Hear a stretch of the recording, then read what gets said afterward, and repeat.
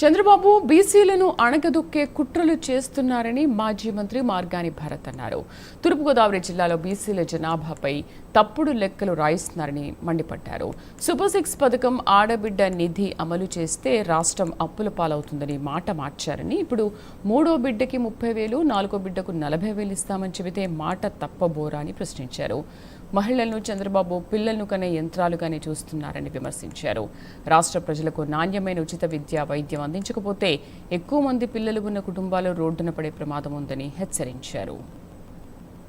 ఇప్పుడు బీసీలకి Rajahmundry parliament seat కేటాయించాలని చంద్రబాబు నాయుడు గారిని వెళ్ళి అడిగితే ఆయన చెప్పిన మాట ఏంటంటే 42 సీట్లు ఒక సీటు పోతే పోనేవ్వండి, ఇది కమ్మ సీటు తప్పితే వేరే వాళ్ళ సీటు కాదని చెప్పిన వ్యక్తి చంద్రబాబు నాయుడు గారు. తెలుగుదేశం పార్టీ యొక్క కుట్ర కోణం ఏంటనేది ఆలోచన చేయాలి. ఇది కాకుండా అండి, ఇవాళ చంద్రబాబు నాయుడు గారు చెప్తా ఉన్నాడు, 3 పిల్లలను కనండి 30,000 ఇస్తాను, 4 పిల్లలను కనండి 40,000 ఇస్తాను. నేను అడుగుతా ఉన్నా, ఇదే చంద్రబాబు నాయుడు గారు మీరు ఎంతమంది పిల్లలను కన్నారండి?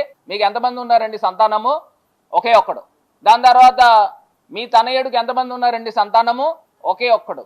అంటే మీరు, మీ పిల్లలు, మీరందరూ కూడా కుటుంబ నియంత్రణ పాటించి మీరందరూ కూడా చక్కగా హై స్టాండర్డ్ లివింగ్ చేస్తారంట. పేద వర్గాలు, అణగారిన వర్గాలు, బడుగు బలహీన వర్గాలు వీళ్ళందరికీ కూడా తాయిలాలు ఇస్తా ఉన్నాడు. అంటే ఆడవాళ్ళు అంటే పిల్లలుగానే యంత్రాల కిందన ఈ చంద్రబాబు నాయుడు గారు భావిస్తా ఉన్నారా అని అడుగుతా ఉన్నా. అంటే మహిళలనంటే 3 పిల్లలు కానండి, 4 పిల్లలు కానండి, వాళ్ళకి స్టాండర్డ్ ఆఫ్ లివింగ్ ఏ రకంగా ఉంటుంది పేదవాళ్ళకి? నేను అడుగుతా ఉన్నా. అప్పుడు బీసీలకి రాజమండ్రి పార్లమెంట్ సీట్ కేటాయించాలి.